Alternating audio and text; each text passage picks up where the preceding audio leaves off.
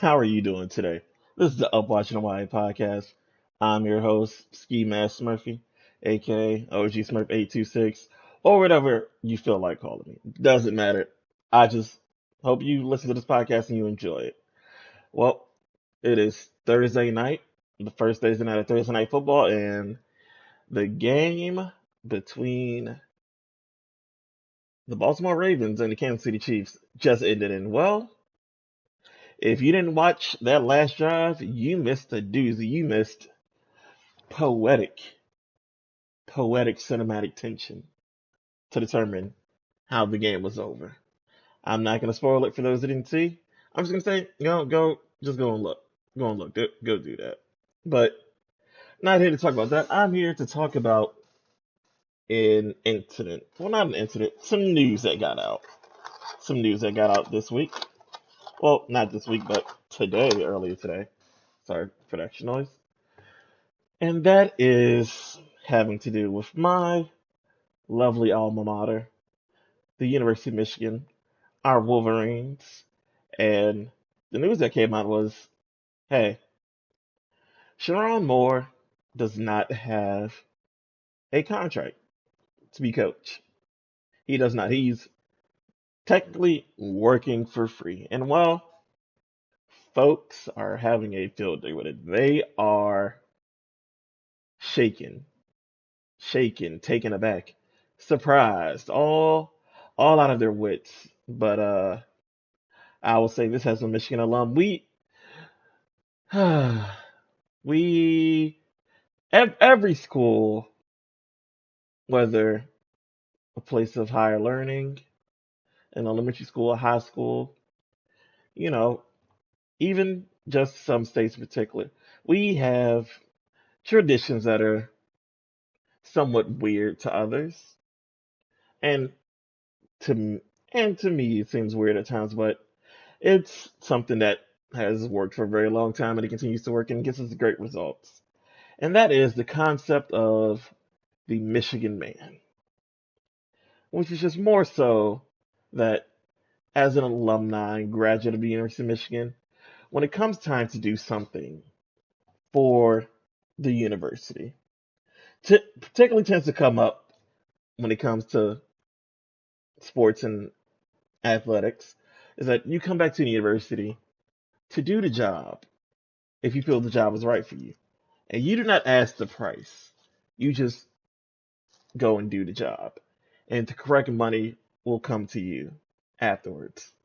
Which is, hey, it's a great thing. It keeps the university in good standing and knowing that the people who come back to participate in our university are standing up in a way that they're showing, hey, I want to be here not because you're going to throw a bunch of money at me, but because I know I'm going to come here and do something for the place that I love, and it's going to spread joy to others the same way I got joy spread to me when I was here. And well, that's how it works with our coaching contracts. So basically, same thing happened with Jim Harbaugh when he came as well. I was at the University of Michigan when Harbaugh arrived. Same thing happened with him. I know this for sure. Even though Warde Manuel, the AD who put out this information currently, was not the AD who got Harbaugh here. He was the AD starting in 2016. So through a good stretch of basically the whole stretch of Harbaugh except for one season, he was the athletic director. And basically, Sharon Moore, same thing with Jim Harbaugh, is under a memorandum of understanding. Which what does that mean? It could a memorandum of oh my god, a memorandum of understanding. Legalese, it could be for an understanding of anything. I'm not a lawyer, but legalese, certain type of speak, it means for different kinds of things. In terms of this coaching contract, it just means, hey, we're setting an amount that we know that is the minimum that we're going to pay you over a certain amount of time, which I forget what happened in Harbaugh's case when he got signed. I forgot how much money was in his memorandum of agreement before he signed his coaching contract.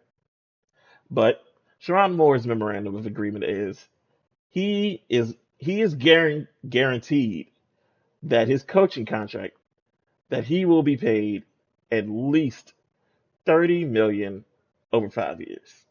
So $6 million a year contract. That's not too crazy, right?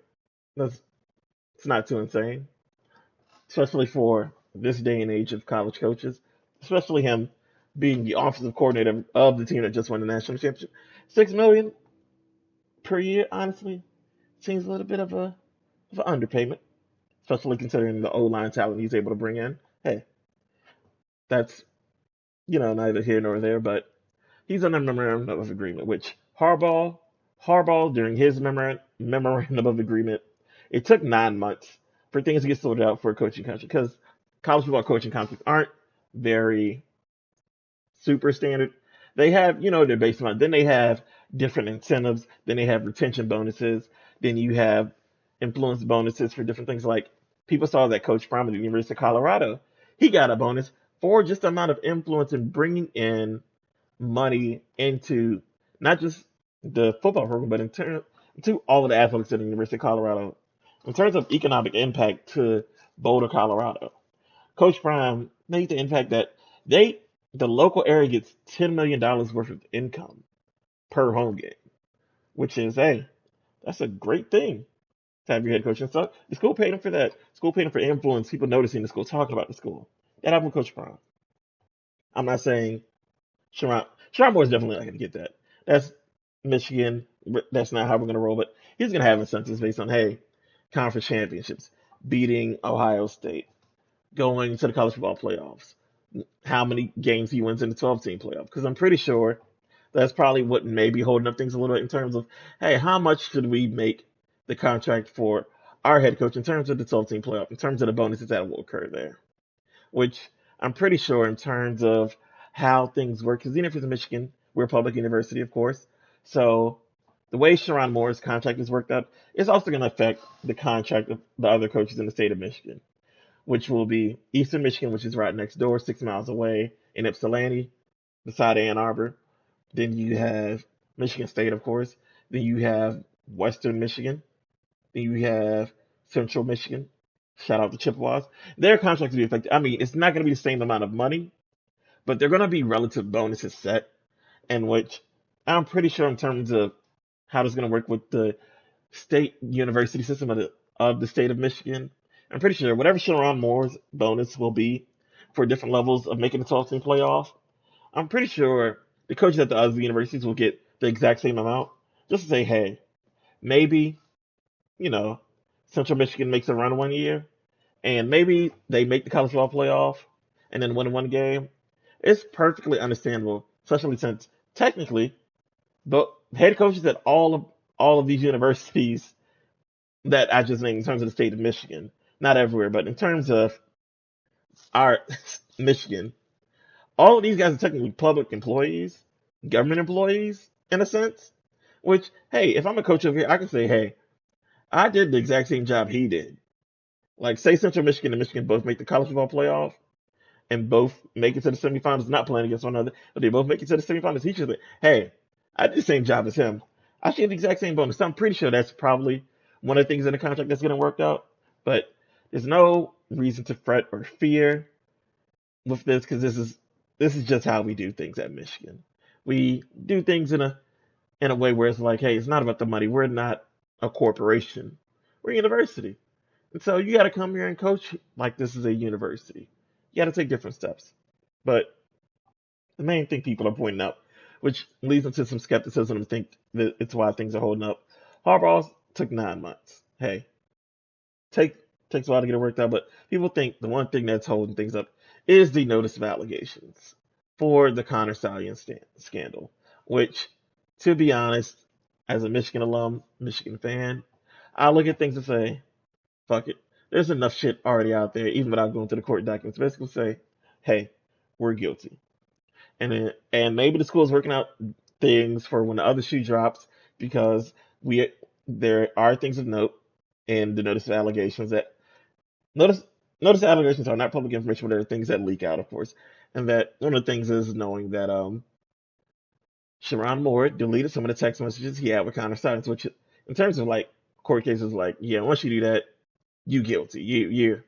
They're gonna put you away. You're getting whatever sentence you're getting. So I'm pretty sure there's something getting worked out as well in terms of hey, Sherrone Moore gets suspended through through this scandal, they're probably gonna be like, okay, we're we're going to have some things set up so it's like that's not gonna affect you because we've seen it happen with other coaches in college football and other sports or players in general, where it's like, hey, we've set things up in a way where it's like you getting suspended doesn't really affect your money or your contract with us.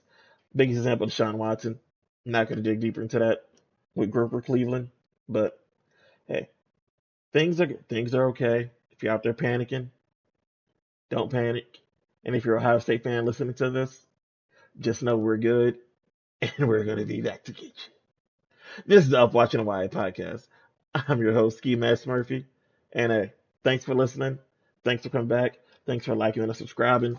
I don't have this currently everywhere, but I'm trying to get everywhere. So hang with me as this thing grows. Love you. Enjoy yourselves.